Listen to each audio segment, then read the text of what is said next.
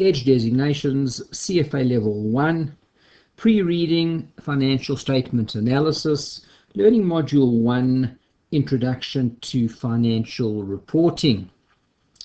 This begins the pre-reading videos related to financial statement analysis. All in all, we are going to have 9 separate readings, starting first and foremost with Introduction to Financial Reporting and moving through the financial statement analysis sections, 9 learning modules all in all. Let's get ourselves going straight away. First and foremost, learning Module 1, Introduction to Financial Reporting. And as you can see over here on the very front page, what we do as per usual, okay, is we reproduce the learning outcome statements for that particular learning module. The first learning module 1, is a bit of an introductory type module. Okay, nothing too hectic. Let us get ourselves going straight away. It introduces us to financial reporting, okay, and gives us a bit of a basis and an introduction to the various statements that we'll use in financial reporting, and we will build on from there. Let's start off over here on page 2. Learning Module 1, Intro to Financial Reporting. And the first learning outcome statement says, describe the objective of financial reporting, the importance of financial reporting standards in both security analysis, analyzing shares, as well as in valuation. Okay. Objective of financial reporting, okay, according to the International Accounting Standards Board, the IASB, okay, the objective of financial reporting is to provide useful information about the company to current and potential investors as well as creditors. When they get this information, that allows them to assess their investing and lending decisions.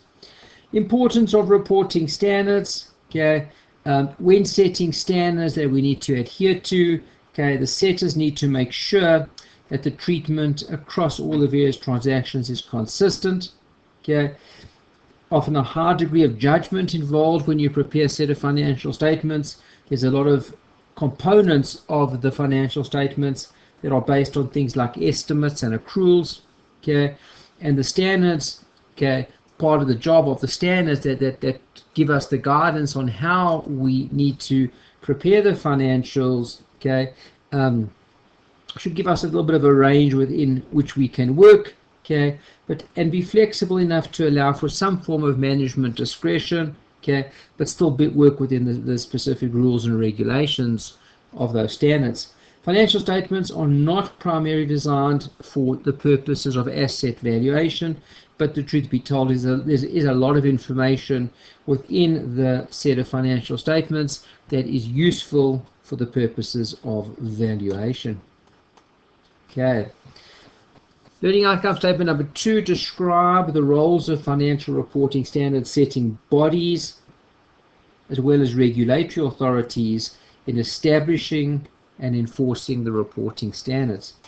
We've got our standard setting bodies. These are private sector independent non-profit organizations made up primarily of accountants and auditors that set up and establish financial reporting standards, rules and regulations. The 2 major standard setting bodies, and this is the problem that we have at CFA level, guys, and this is why the key part of your job, guys, is that we're going to see over here the very first body that we're going to talk about in terms of setting standards is the IASB, okay, followed by the FASB, often called FASB, but IASB, this is the first one, the International Accounting Standards Board, okay, and they came up with this thing called IFRS. Okay, and we'll talk a little bit more about IFRS as we go through. It's an independent, not-for-profit, private sector organization, okay, and they came up with setting standards for accounting purposes. Okay, we have a look over here. The simplified process for assuming that a new standard is required, okay, an issue is identified, they come up with an exposure draft which is then released for public comment. After consideration of the comments, a new standard is issued, and the standard then becomes authoritative as it gets enforced by the regulatory authority. Some of the principal objectives of the IFRS Foundation are to develop and promote the use and adoption of a single set of high-quality financial standards, okay, and to ensure the standards result in transparent, comparable, and decision-useful information, and to promote the convergence of national accounting standards and IFRS. Okay, and the big question we're going to ask ourselves is, why can't we have one standard setting body called IFRS and everybody adheres to that? Obviously, we know we don't, and we need to understand why not. You've got your IFRS Interpretations Committee. Okay, they're responsible for reviewing accounting issues that may arise, and the IFRS Advisory Council. Okay, various organizations and individuals that are affected by financial reporting, and they give advice to the IASB on priorities and decisions. Our second major body, okay, this is the problem, guys, Financial Accounting Standards Board. Okay, they issue new and revised standards to improve standards on financial reporting, that decision making becomes more useful and relevant. Okay, it's an independent process that's overseen by the Financial Accounting Foundation. What do they present, guys?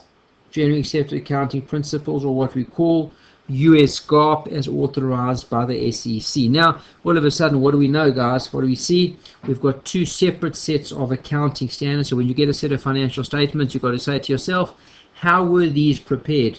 Were these prepared in accordance with US GAAP under the auspices of FSA? Or if I take you back up the page, were they presented in terms of IFRS, in terms of the International Accounting Standards Board?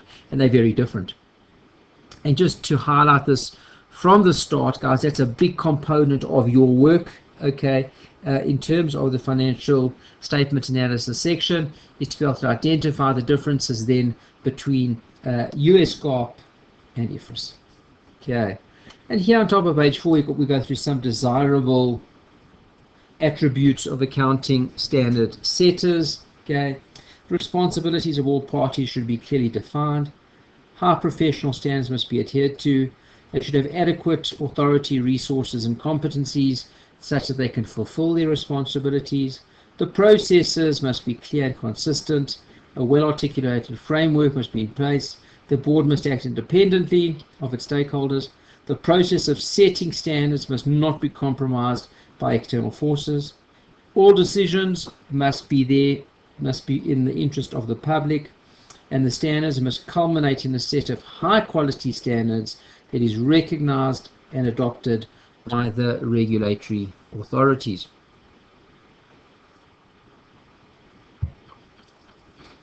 Here are some examples then of the regulatory authorities.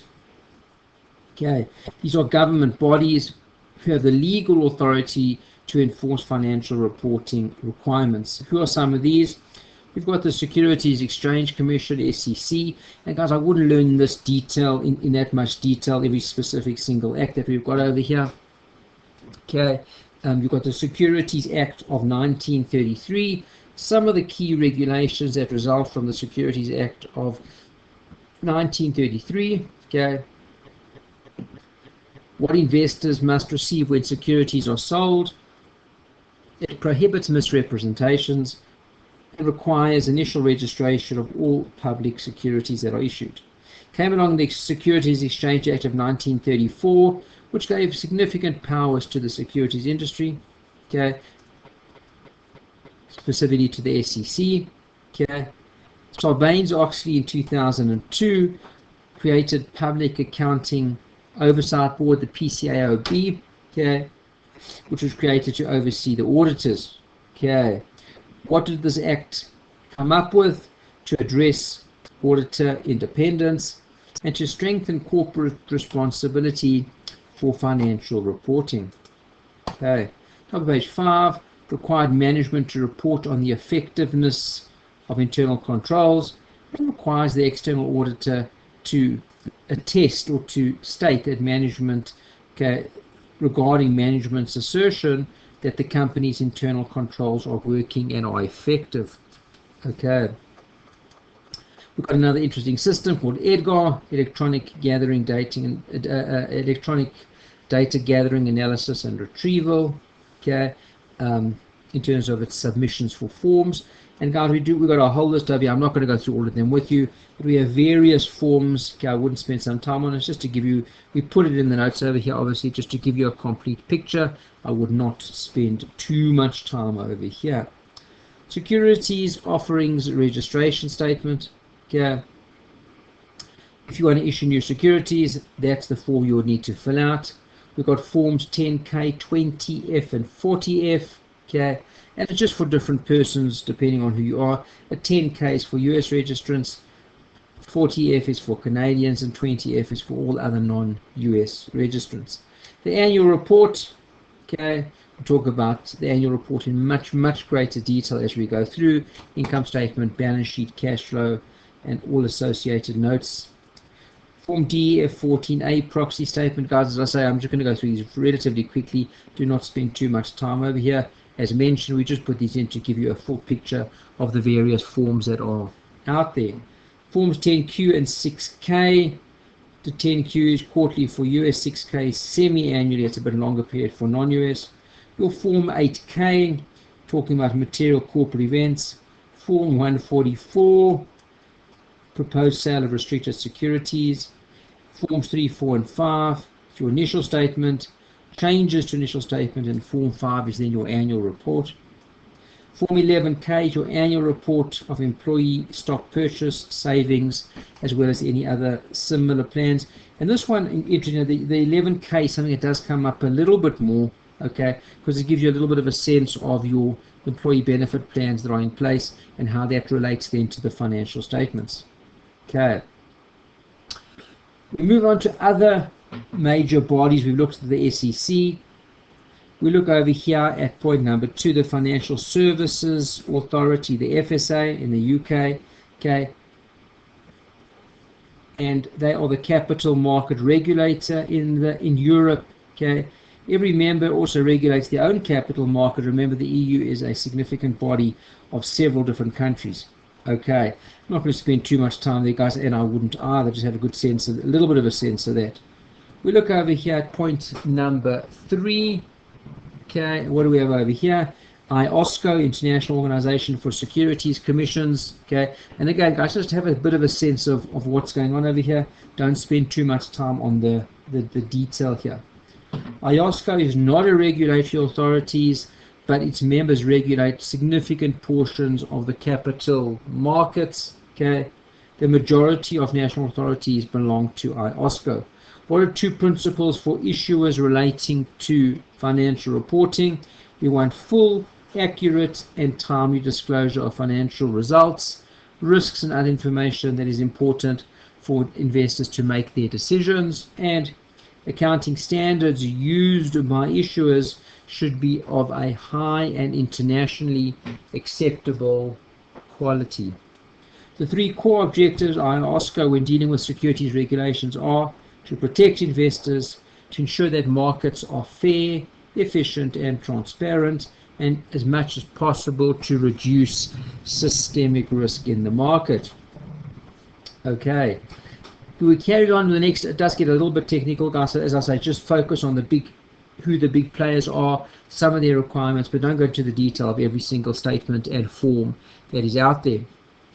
Next, learning outcome statement. Describe the International Accounting Standard Board's conceptual framework, including qualitative characteristics of financial reports, constraints on financial reports, and required reporting elements. Okay. The objective of the conceptual framework of the IASB, okay, the objective of the framework is to provide financial information that is useful in making decisions, okay, as well, to an entity, as well as to provide resource providers to the entity. Okay, who are some of these resource providers? Investors, lenders, and creditors. This is quite important in terms of when you look at the fundamental qualitative characteristics that would make a set of financial statements useful. Okay, number 1, we talk about that they've got to be relevant. Okay, information is relevant if it would influence the economic decisions of the user. Information can have predictive value. In other words, you can use it to predict a forecast. confirmatory value. Okay, it can confirm past decisions or forecast, or it could relate to both of those sets of information. Materiality. Okay, when is an item of information considered to be material? If it is omitted, if it's left out, or its misstatement would influence the user's decisions. If the user couldn't care about it at all, okay, and it would have been a nice to know, but it doesn't really impact their decision, it's unlikely then to have been material. We talk about faithful representation. What is faithful representation? Okay, information that is faithfully representative is complete, the whole picture shown, it's neutral, no bias, and is free from error. Came along the conceptual framework and identified 4 additional characteristics that are not only there, but they are there to enhance relevant and faithful representation. So we've got our 2 key ones over here are relevance and faithful representation. Now we've got some additions to those to try and make sure that those are adhered to. Comparability. Information should be consistent from period to period and across various verifiability. Different knowledge and independent observers will be able to verify that the information in fact does represent, okay, the economic position. Okay, timeliness, that the information is released on a timely basis. It makes no sense to release information that's very old, it's not so useful anymore. And understandability. Okay, information should be understandable by the users. What type of users? Users that have a basic knowledge of business and economic activities, okay, and who are willing to study that information with a certain amount of diligence. We cannot say leave out the information from the set of financial statements just because it's very complicated. We would still need to include it. Okay, what are some of the constraints then on financial reporting? Timeliness. Okay, the long time that it may take to make sure information is error-free. You always got to remember, guys, there's a trade-off between the relevance of the information and the reliability, as well as between timeliness, how long it's going to take to get the information, and the verifiability of the information. Okay, always talk about cost-benefit, the balance between the cost and the benefits then of the reporting. Non-quantifiable information. Certain information may in fact be left out of the financial reporting if it's non-quantifiable. You can't really say something came up, the innovation of your employees. You can't really report on that. It's not really something that can be quantifiable. You may have fantastic employees, but exactly how to value that on a set of financials is questionable.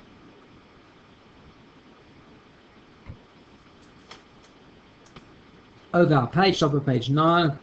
Required reporting elements, and guys, we're going to see all of these. Remember what is still coming up in terms then of the remaining learning modules: income statements, balance sheets, cash flows, and various standards as well. So we're going to see all of this in their respective places. Again, assets, liabilities, and equity. Assets are resources controlled by the enterprise, liabilities are present obligations, and equity is the residual amount. When we say assets minus liabilities is equal to equity. That's the equity. You always use, you'll often find the word residual when you come across equity, because that's the leftover portion once assets and liabilities have been set off. Other important concepts, and again, that particular section that you'll find in your balance sheet section. Income and expenditure, you're going to find in detail when we go through the income statement section. Okay. Income are increases in economic benefits in the form of inflows or enhancement of assets, or a decrease in liabilities. Expenses are decreases in economic benefits in the form of outflows or depletion of assets, or the increase in liabilities. But again, guys, we're going to see that all in the upcoming learning modules. Some underlying assumptions in financial reporting. Number one is the accrual basis. Accrual means that every income and every expense must relate to the period in which it was earned. So for example, if a client decides to pay for services in advance?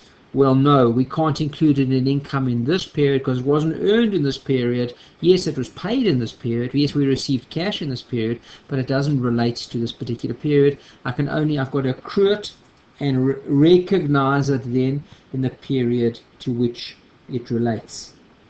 Okay, going concern is that there's an inherent assumption or underlying assumption that the company has the ability and intention to operate into the foreseeable future. Okay. Recognition of financial statement elements. Okay. An element will be recognized in the financial statements if the future benefit that we are going to derive from that item is probable, and we can measure the amount of that reliably. Okay, then we can recognize it. You can only recognize it if it's probable that it'll occur. Okay, and you can measure the amount reliably. Over the page, top of page 10. The following alternative measurement bases are available for assets and liabilities. Let's have a quick look at these. Historical cost, that was when the item was initially purchased. Okay. Current cost, okay, how much would it cost to purchase the item today? Amortized cost, we're going to see this much more, guys, when we get to liabilities, because amortized cost is I recognize the cost up front and I amortize it over a period. Realizable settlement value, how much could the item be sold for today? Present value, okay, is I take all the cash flows that I anticipate earning from this particular asset, okay, and I bring it back, I discount it back to today's date using some type of discount rate. Fair value, okay, assuming that there was an arm's length transaction, how much could that asset then be exchanged for? Okay, over the page, down the page, sorry. Learning outcome statement. Okay, describe general requirements for financial statements under IFRS. IFRS, guys, is IFRS. Okay, remember, guys, I know I'm harping on this perhaps a little bit much, but we always, a big component of what you need to do in the financial statement analysis section is always to make your comparisons and understand the differences between IFRS and US GAAP. Okay. Let's go. Required financial statement. What out there is required according to the International Accounting Standards IAS 1, which is presentation of financial statements. The following statements are required: a balance sheet, okay, a statement of profit or loss or other comprehensive income, okay, and we'll see sometimes they go together, sometimes you can present them separately, income statement or comprehensive income. Changes in equity statement and statement of cash flows, and of course, guys, each of the above major set of financial statements is accompanied by a complete set of notes. Okay. When you are preparing your financial statements according to International Accounting Standard 1 presentation, the following features are required: fair presentation, in other words, what we call faithful representation of the effects of transactions. Okay, going concern basis we've spoken about, accrual basis we've spoken about, materiality we've spoken about, aggregation. Okay, aggregation is what we can and what we are allowed to and what we are not allowed to put together in one big balance. Sometimes you can aggregate things and sometimes you cannot. No offsetting. Okay, you cannot just say, well, I've got an asset of 100, liability of 50, let's just set the two off, unless, of course, we are required to do so or permitted to do so via some accounting standard. Frequency of reporting, typically that's on an annual basis. Comparative information, we show information period on period. And consistency, okay, we must keep the same principles in place that we had over time. The structure and content of financial statements according to the IAS 1, okay, the following structure is required. Classified statement of financial position, which shows a split between current and non-current assets, between current and non-current liabilities. Okay, minimum information on the face of the financial statements. Okay, certain items have to be shown on the actual face of the financial statements per the standards, and a lot of other stuff that can be shown as notes to those particular numbers. Okay, some examples of the minimum information that needs to be shown in terms of non-current assets: property, plant and equipment, investment property, intangible financial assets, investments accounted for on the equity method, biological assets. Okay, top of page 12. Current assets include inventory, accounts receivable, cash and cash equivalents, and assets held for sale. On the non-current liability side, what have we got? Provisions, deferred tax liability, current liabilities, accounts payable, and liabilities held for sale. On the equity side, issued capital, reserves, and non-controlling interest. Everyone comfortable? Some examples of minimum information required on the face of the statement of profit and loss, okay, and other comprehensive income. What would that then include? Revenue, finance costs, profit or loss from associates or joint ventures, profit or loss before tax, income tax, profit or loss after tax, various components then of comprehensive income, and profit or loss attributable to the parent and to non-controlling interests. Some information, minimum information required on the face of the changes in equity statements. Okay, reconciliation between opening and closing balance for every component of equity, the split between the parent and non-controlling interest share, changes in accounting policies and errors affecting each component of equity. What's the minimum that we need to show people in terms of the notes to the set of financials? Okay. Accounting policies including their measurement bases. Okay.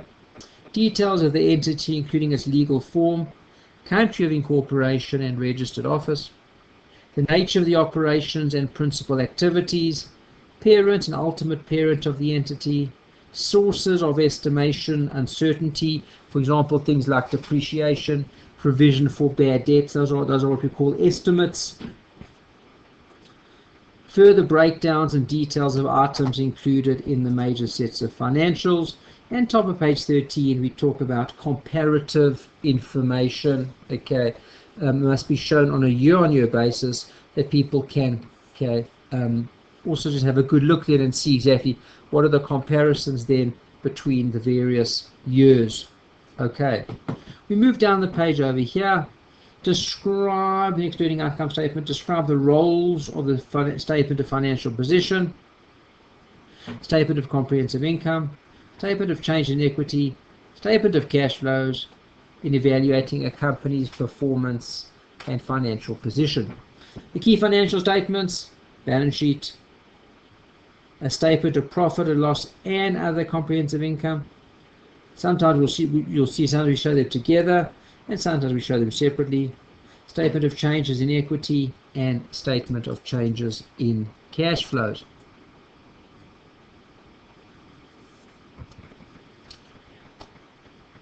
Okay, and we start off first with a balance sheet, which is called a statement of financial position. And again, remembering, guys, that balance sheets do have their own specific learning module. In fact, we go through balance sheets twice, once in the learning module related to the pre-read and once in the learning module related to the core reading. So we're going to see extensive amounts on these financial statements. But let's have a quick look. The balance sheet, the statement of financial position. Okay, it's the financial position of a company described in terms of assets, equity, and liabilities. What's key about a balance sheet is it's when at a specific point in time. Okay. Decision makers use this to assess the liquidity. Liquidity is generally the short-term ability to make payments, and solvency is generally referred to as the longer-term ability to make payments. Okay. What are the key components then of a balance sheet?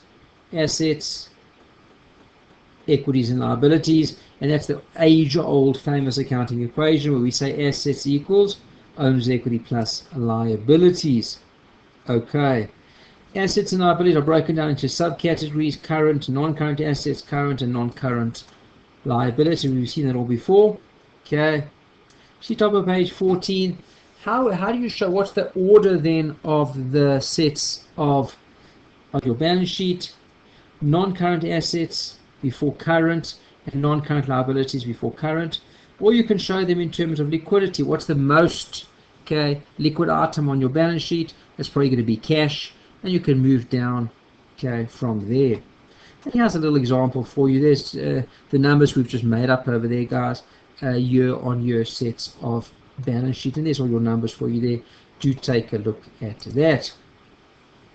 Top of page 15, and I'm not going to spend too much time because we will see this in the balance sheet section. Key elements on the balance sheet: you've got your assets, current assets. Some examples of current assets are cash, accounts receivable, and inventory. You also got your non-current assets. These are generally don't have a specific definition, but generally go on for more than about a year. Property, plant and equipment, intangible assets, and then investments in there as well. Liabilities, we've got current liabilities, things like accounts payable, also called creditors, dividends payable, and current portion of the long-term debt. Top of page 16, non-current liabilities, things like loans payable there and provisions. Moving towards the equity section, we've got what we call contributed capital. That's capital put in by the shareholders, and that can either be common share capital or preferred stock. Retained earnings. Retained earnings is what's now retained in the business, after you start to make profits in the business, and what's now retained in the business, and it's called retained earnings. We often keep it in the business. It's retained from period to period, and hopefully that retained earnings balance keeps growing. We move down to what we call the income statement, or the statement of profit and loss, and other comprehensive income. The statement of profit and loss, or other comprehensive income, is the financial results or performance, called income less expenses. But this, as opposed to the balance sheet, which was at a specific point in time, the income statement reflects the position over a period of time. The statement of profit or loss, other comprehensive income, reports changes in equity except for shareholders' transactions year on year. According to IFRS, companies can disclose their income in one of two ways. You can have a single statement of profit and loss and other comprehensive income, or you can decide to have two separate statements. One statement for profit and loss, called an income statement, and the second statement called a statement of comprehensive income. Your choice. Top of page 17, we see over here just a nice little example then for you of a income statement. And of course, as you see, it ends right on the bottom, profit after tax, and then we even give you the earnings per share after that. What are some of the key elements then of an income statement? Sales and revenue, cost of sales, and gross profit. Of course, guys, gross profit is sales less cost of sales. Top of page 18, what are some of the other items then on the income statement? Other operating expenses, operating profit, other income. Now, other income, if we really included operating profit, this is non-operating items, things like income from an investment, interest earned on credit notes, or notes extended to customers, things like that. Finance costs, that's typically your interest charge over there. Then we've got profit before tax, income tax expense, profit after tax, and then what we do is we attribute the profit. Why would we do that? When an entity controls another entity, we say, well, who owns what? And we attribute the profit. And the portion of the income statement is split between the share of the profit between all the various owners. I'm not going to spend much time here either, guys, but we will show you this in great detail. We break earnings per share, in other words, the earnings of the total company broken down per share on a basic level, number one, and then we're going to show it to you then also, guys, on a diluted basis. That's all coming up. At top of page 19 over there, we give you a statement of comprehensive income. Okay, just to show you what that looks like. Okay, starts off profit after tax, and it's got all the other comprehensive income, is all the interesting stuff, exchange differences, available for sale financial assets, gains on a property valuation, cash flow hedges, all that kind of good stuff, which doesn't typically fit into the normal operations of a company. And we'll discuss that, of course, more under income statements. Okay. Statement of changes in equity. This says, well, you had equity of a certain amount at the beginning of the year. Okay. You now have equity of a certain amount at the end of the year. How did that move around throughout the year? The two major components of the statement of changes in equity are capital, contributed or paid up capital, and retained earnings. We know with capital, okay, it's always shown by the par value of the shares and the amount paid in, if there was any excess amount over and above that. Okay. Top of page 20 there we show you an example of a statement of changes in equity. Okay. And you can see over here, all that it says is your balance then beginning of the year, balance end of the year, started off at 4.5, it ended off at 5. What happened? Why did your contributor capital go from 4.5 to 5? There was a capital increase of 500. And you do that for each and every item that is reflected then on the statement. Okay, really it's a reconciliation. We now move to have a quick look at the statement of cash flows. Remembering again, guys, the statement of cash flows also has its own complete learning module, both in the pre-reads as well as then in the core readings. Okay, what is the statement of cash flows? It's the cash received and paid to the enterprise. It's broken down primarily into three sections: operating activities, investment activities, and then financing activities. And we're going to show you as we go forward, there's two major ways to draft a cash flow statement: the direct approach and then the indirect approach as well. Both will give you exactly the same answer. It's just how you show your presentation. Okay, direct method, you can see over here on top of page 21. Okay, and as the word implies, direct. We start from the beginning. We show you everything directly. Gross cash receipts, gross cash payments. Remember, of course, guys, gross cash receipts looks a little bit like what? Where do I get most of that information from? Sales. Gross cash payments. Most of that is going to come then from, okay, cash paid to my creditors, which are generally my suppliers, as well as employees as well. Okay, so you can see I'm going to take you through, it's a direct method. It takes you through all the various components then, guys, of the income statement. Everybody comfortable with that? Okay, and we're going to see that much more over here. You can see over here, here is an example then, guys, of a direct income statement, cash flows. And remember again, what did we say? We break the cash flow statement down into three specific components.